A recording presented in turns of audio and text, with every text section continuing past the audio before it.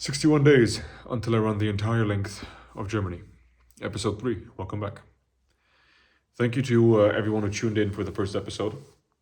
Episode 1 is right now, as I speak, live on YouTube. And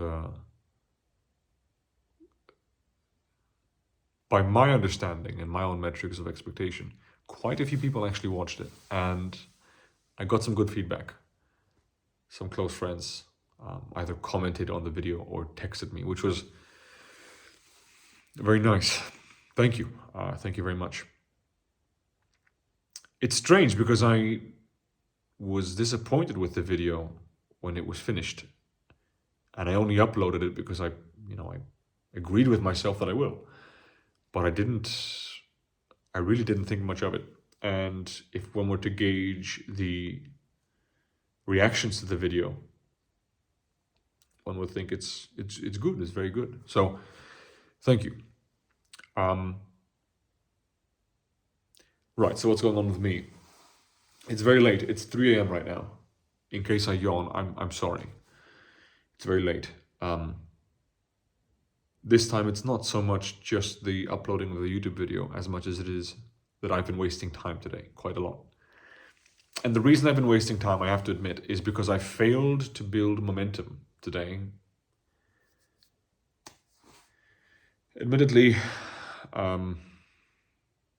because I too have aspects to myself that are lazy and all that. But also I think it's because I fucked up my morning. So I got into bed very late last night and then slept in late to recover and be ready for the day and the training.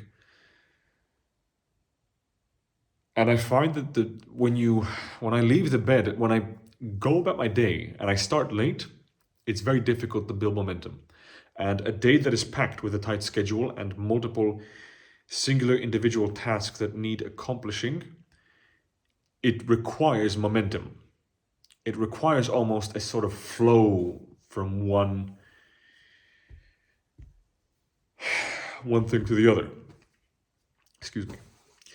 And I fucked that up quite massively today. And now it's late and, well, it's my fault. So I've agreed with myself that moving forward, I will only get up at a very specific time every single day, regardless of how late I get into bed. That way I have an incentive every day to really demand of myself, hey, keep in mind you have to be up at this hour and you need this much sleep to recover from the training and be ready for the next training. So please, get to bed early, motherfucker, you know? So hopefully that works.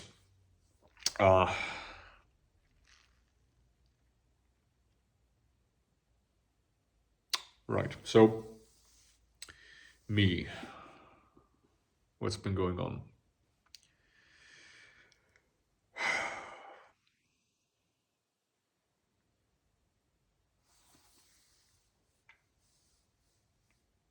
I've been thinking about judgment a little bit. My younger brother and I got into an argument earlier tonight. An argument based upon my judgments of him and the manner in which he lives in his apartment, which I'm not happy with. And I find it difficult to navigate because, first and foremost, I consider myself quite orderly. The only circumstances under which I'm not orderly is when I'm kind of losing control of my own life. I'm being lazy. I'm being comfortable. I'm being lazy. Lazy cuts it. I'm being lazy. I've learned to be orderly in the pursuit of betterment, and I pay attention to detail and all that to say,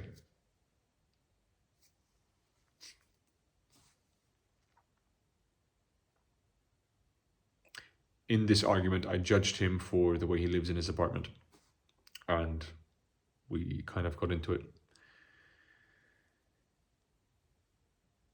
And this is what I struggle with. This is what I find difficult to navigate.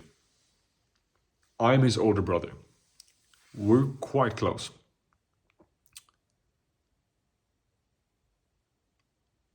if it were anyone else, if I shared a living space with a friend and he lived that way, under absolutely no circumstance whatsoever would I ever consider it acceptable. That is not to say that my brother lives like a pig. I'm just saying, by my standards of this is a living space that we inhabit, we have to respect ourselves enough to keep this place orderly, it wouldn't fly. But because he's my brother, my younger brother, I have this severe soft spot for him where my approach in many ways to him is different than to everyone else.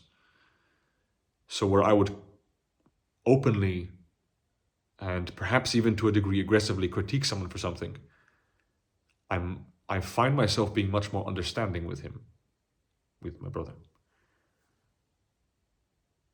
He's a good kid. He's a very good young man. He's intelligent. He's a good human being. But he's lazy. He's comfortable. And I don't know whether I should push harder and demand of him to be taking his life a little more seriously, or because I recall what it was like when I was 21, and in many ways I was also oftentimes lazy, and it's confusing. I wouldn't struggle with this if this was someone else, but because it isn't, I'm struggling with it. I feel as though I have an obligation, I have a role to live up to as the older brother. And also, think of it this way, if you love someone and you see them bullshitting their way through life in any area of life, any domain of life, I would like to think you would call them out on it. And I think I'm a little too soft on him sometimes. I don't know. There's this thing that happens where I think many people completely confuse let's say, the necessity for a relationship between two human beings. So, for one, I am very capable of liking people, respecting people, admiring them even for specific individual traits that they inherently have, and still be very conscious of the fact that I want no relationship with them. So I can know someone with whom I've been friendly before, and like them and appreciate them and genuinely like specific traits that they have, and and still very much know that is not the kind of individual I want to be in a relationship with. To like someone is not nearly enough. Someone can be caring and kind and well-spirited and still be the wrong kind of person to have in your circle, depending entirely on where you are in your life. And because I'm in a part of my life where I want to expect things of myself, and I want to push myself, and I want to grow, and I want to accomplish myself and fulfill myself and create myself, of course it's very difficult to then be in such close proximity to someone who is on a completely different point in their life. And that I'm not judging. It's just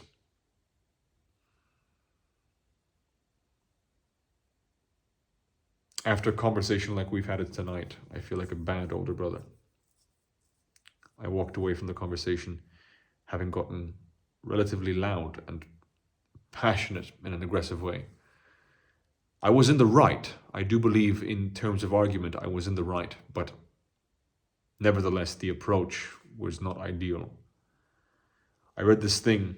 I read a quote, not a thing. I read a quote by Marcus Aurelius.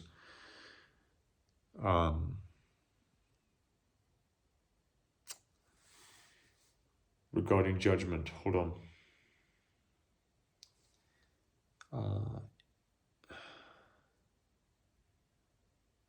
Instead of chasing the end result,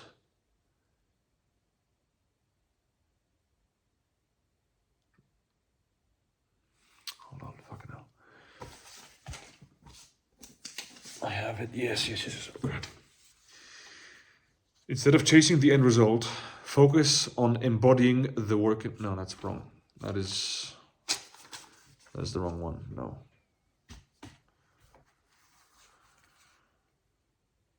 There we go. Apologies. Right. So Marcus Aurelius in regard to judgment. If you are pained by external things, it is not they that disturb you, but your own judgment of them. And it is in your power to wipe out that judgment now. I think that applies well to the situation with my brother. I could, technically speaking, I could wipe out my judgment right now and approach the entire situation with the mindset of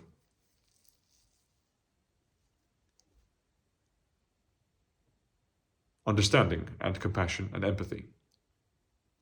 This is his own situation to figure out, and the consequences of his handling now are his consequences to deal with later. And I almost find myself in a parental role where I am afraid that he will end up having to face consequences which he could avoid facing if he just got his shit together now. But now that I'm speaking through it, I see the issue with that. They're his consequences. It's just difficult. I know how beneficial it is to learn to keep your own house in order, to make your bed regularly, to brush your teeth regularly, to shower regularly. Like people might be laughing that like these are basic things, but I think many young men don't consider brushing your teeth and showering regularly basic things. I do, but I've been around men. They don't. And then,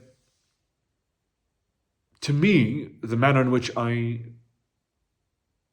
live is a communication of how much I respect myself as well. If I leave things laying on the floor and I, let laundry pile up and all that typical stuff, I feel as though I'm not paying myself the necessary respect that I should be paying myself.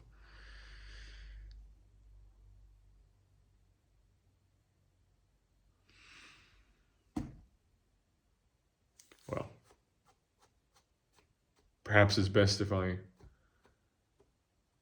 don't place upon him my expectations and judgments and let him figure this out on his own. I don't think so. A big part of me wants to be harder on him to make sure he learns these things, but then again, he's 21. And tonight's conversation didn't leave me feeling as though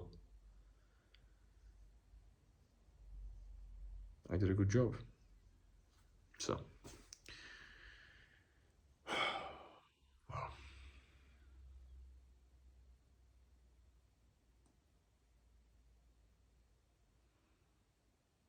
Moving forward for the project. I spoke today on the phone very briefly to Florence, who will be the director of the documentary for Project 61.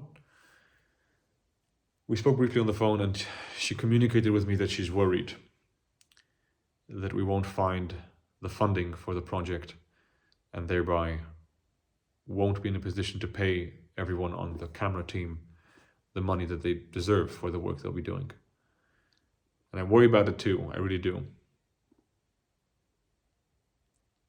But when she said it to me, and she said it in a quite serious way, I realized that this whole thing is dependable on me.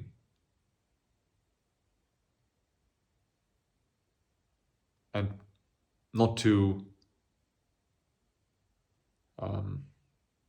self-focus too aggressively, but at the end of the day, how many sponsors we manage to pull in for the project is dependable on how much work I put into finding sponsors and contacting them and communicating with them. So one strategy is going to be that I'll be posting reels on Instagram every single day, shortly, of me simply saying the countdown, 61 days until blah, blah, blah. Ideally while I'm running. Hopefully that will mix up the algorithm and garner some sort of attention and following on socials, so that when I approach companies and tell them I need help, I need this amount of money to finance the van and the food and the camera team for the project, please help me. These companies can take me more seriously when they see my socials and they're like, okay, he has a following, so we'll reach an audience. Right now I have, I think, 580 followers, which is, if I were a company and would be approached that way, I would also think that makes little sense. Especially if you're a company that's successful, inevitably you'll have better requests from bigger people. So I have to put my shit together and I have to fucking get to work. If I do, we could all have the summer of our lives. I can run this project, run across Germany, and I can do it with great people by my side. Amazing people, a good camera team, and we'll make memories for the rest of our lives. That would be ideal. But there's so much work to be done. We'll see how the crowdfunding goes.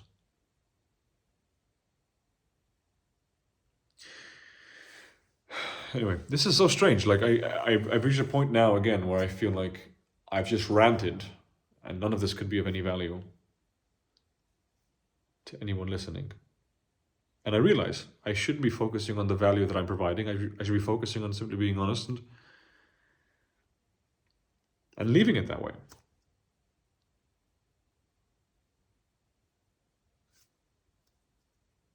As happy as it makes me to know that close friends have watched the first video and have really liked it, I don't care about the numbers. So if no one were to watch this, I genuinely wouldn't care. So why the fuck am I stressing about providing value so much?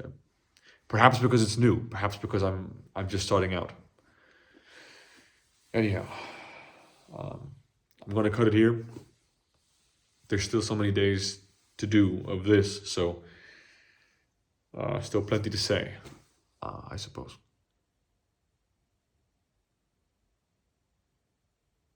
In conclusion, I have to figure out my own personal struggle with my expectations and judgments regarding people. And I have to get to work and get my fucking mornings in order. Excuse me. Get up on time.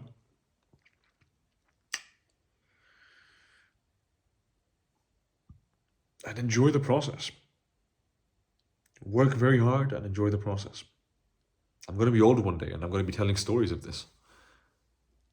I'm genuinely living a sort of life that I will be able to tell stories of. That is in and of itself a victory. And now it's just a matter of getting more victories under my belt. My nose is a little stuffed today, so I'm not being as clear with my speaking as I usually could be. Apologies. But yeah, I'm going to cut it here. And again, I'm going to thank everyone. I want to thank everyone who watched everything so far and is engaging and interacting with these things. And if I were to leave any of you on a note of encouragement, I would say,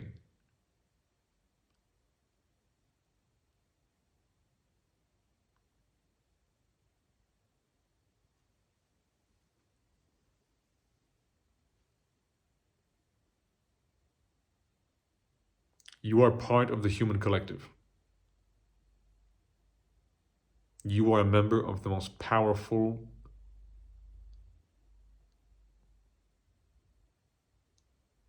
you are a member of a species that is inevitably is the wrong word. I'm losing my mind, I'm sorry, it's 4 a.m. Again, you are a part of the human collective.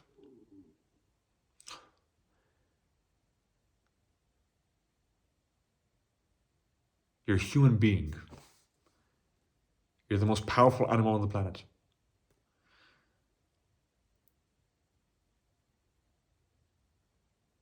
You have access to virtually everything you could possibly want right now.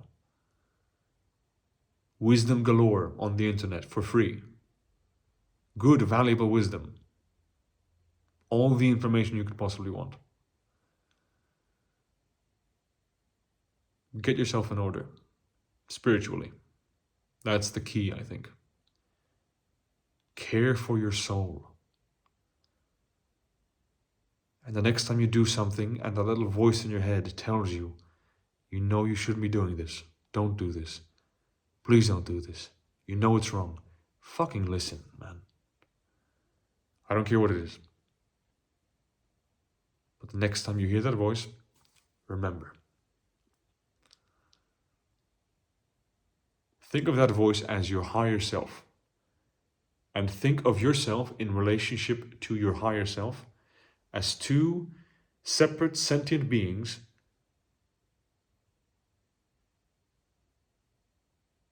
who are separated by a distance. Right? Your job is to close that distance.